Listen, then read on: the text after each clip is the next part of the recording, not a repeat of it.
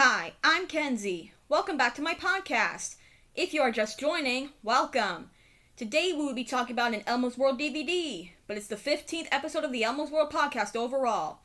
It's called Elmo's World, Let's Play Music. It includes 3 episode segments: bells, violins, and drums. First, let's talk about bells. This first episode segment starts out with Elmo introducing himself, his world, and his goldfish Dorothy. He told the viewers to guess what he's thinking about today. He opened door to reveal a bunch of bells that fell. That's what Elmo was thinking about, bells. Then we saw some examples of bells. After that, Dorothy had a question about bells. The question was, what do you do with a bell? Elmo went to ask Mr. Noodle, except Elmo had to sneeze. Mr. Noodle gave Elmo a tissue to blow his nose. How nice of him. Then Dorothy's question was asked to him. At first, Mr. Noodle played dress up with a bell. Then he pretended the bell was a cup and tried to drink milk from it. Finally, he got a hat that was covered with bells, and even covered with his whole body with bells. He shook them. That's what you do with bells. You shake them to make them ring. At that point, Dorothy wanted to ask someone else. We saw one boy ringing a bell on his tricycle, one boy with a cat toy that has a bell inside, which his cat loved, and one girl making an instrument with bells and shaking it to make them ring. Then Elmo asked a baby. Afterwards, Computer entered the scene with bells on. Elmo had an email. He clicked the mouse and it revealed Ernie. He showed us a dinger that has a bell on the top of his head. Sometimes Ernie liked to have a honker-ducky-dinger jamboree. After the email, Elmo had a question for us. How many dancing cows are wearing cowbells? The answer was 8 cows with cowbells and 1 cow with a horn. Then Elmo wondered what else has bells. Well, let's see. What has bells? A cat, a carrot, or a clam? A cat. What else has bells? An alarm clock, an apple, or an alligator? An alarm clock. What else has bells? A bear, a birthday cake, or a banana? Neither of them, unless it's Baby Bear. He has a bell and a telephone. You see, there are bells just about everywhere that can tell you anything. That made Elmo wonder, what else can bells tell you? He found out by watching the Bells channel on TV. On the Bells channel, a girl sang a song about loving bells because they tell her when to wake up and when school's out. Then Elmo mentioned his friend Kimberly learned how to make music with bells. You see, her sister Kirsten was in a handbell choir and she wanted to play music with the handbells too. After some practice with it, she got it right. She even got a chance to participate in a simple song. Kimberly couldn't wait to play the bells again. Then Elmo wanted to learn even more about bells. He opened door to reveal a bell. Elmo had been saved by the bell. That means he could talk to the bell.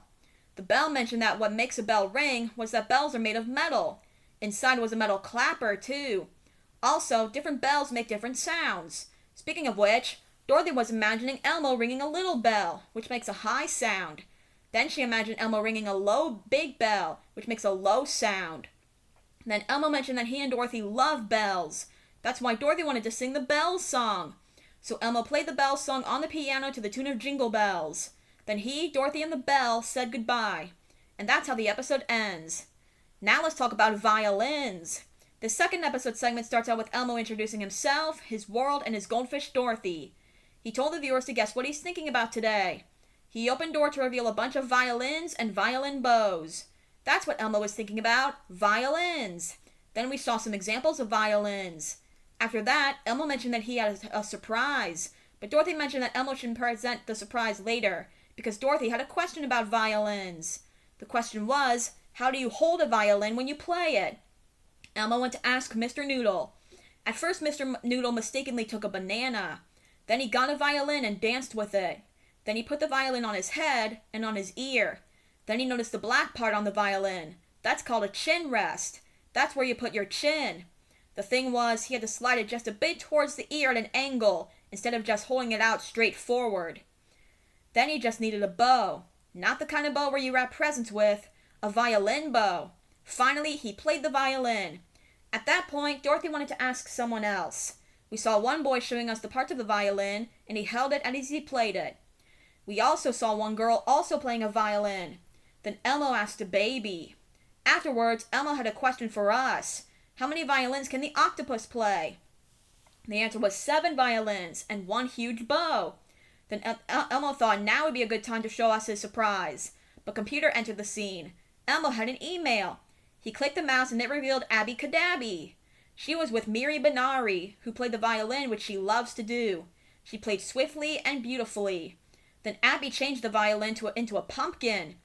After the email, Elmo noticed that a violin has strings and makes music. That made him wonder, what else has strings and makes music? Well, a flute doesn't have strings, but it makes music.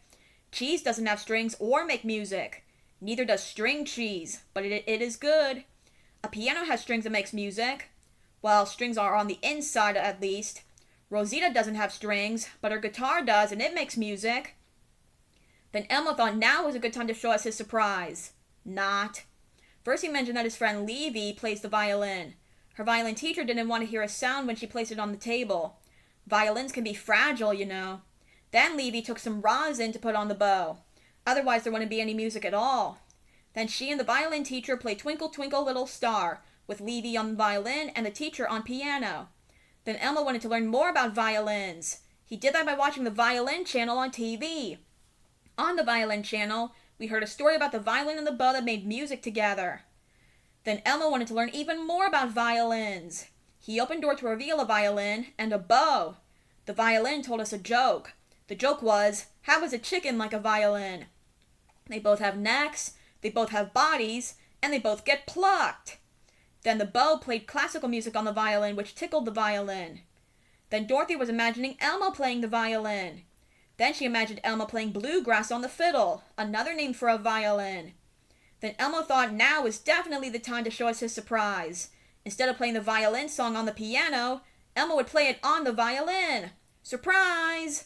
So Elmo played the violin song on the violin to the tune of Jingle Bells. Then he, Dorothy, the violin, and the bow said goodbye. And that's how the episode ends. Now let's talk about drums. This third episode segment starts out with Elmo introducing himself, his world, and his goldfish Dorothy. He told the viewers to guess what he's thinking about today. He opened door to reveal drummers playing drums. That's what Elmo was thinking about, drums. Then we saw some examples of drums. After that, Baby Bear entered the scene telling Elmo that his porridge container was almost empty. Elmo wondered what that had to do with drums. Baby Bear told him he would see once he emptied it. Then Dorothy had a question about drums. The question was, how do you play a conga drum? Elmo went to ask Mr. Noodle. At first, Mr. Noodle danced with a conga drum. Then he pretended to play basketball with it and used the drum as a hoop. Then he turned it right side up and he had to tap it. Not tap dancing, he had to tap the drum with his hands. While he was playing the conga drum, a conga line of Muppets was formed. Mr. Noodle joined in the fun. At that point, Dorothy wanted to ask someone else. We saw 3 kids playing the conga drums. Then Elmo asked a baby. Then he mentioned that you can play the drums with your hands. That made him wonder, what else can you play the drums with? Well, you can play the drum with a stick, but not with a stick that's outside, or a chicken drumstick, just a regular drumstick. You can play the drum with a brush, but not with a hairbrush or a toothbrush, just a drum brush. You can maybe play the drum with a snuffle, if you're a snuffleupagus, that is. Then Baby Bear entered the scene finishing his porridge. He was really excited to show us what he was going to do with the empty porridge container. Then Elmo had a question for us. How many drums are in a drum parade? The answer was 6 drums and 1 beat. Elmo didn't miss a beat. Then Computer entered the scene. Elmo had an email. He clicked the mouse and it revealed Ernie. Ernie told us that if you want to get good at playing the drums, you have to practice. The thing was, he was practicing in the middle of the night and Bert was trying to sleep. All of a sudden, Bert's body couldn't resist the drum beat. After the email, Elmo mentioned his friend Kayla went to a drumming class in New York. She and her friends played solos, too. Then Baby Bear entered the scene again to show us the porridge container was really empty now. Then Elmo wanted to learn more about drums. He did that by watching the Drums channel on TV. On the Drums channel, the drum lady sang a song about when you can feel when you're drumming, and you can drum with. After the program, Baby Bear entered the scene yet again and showed us that he turned the empty porridge container into a drum. Yes, you can make and play your own drum. How cool is that? Elmo couldn't wait to get some porridge, but first he wanted to learn even more about drums. He opened door to reveal bongo drums.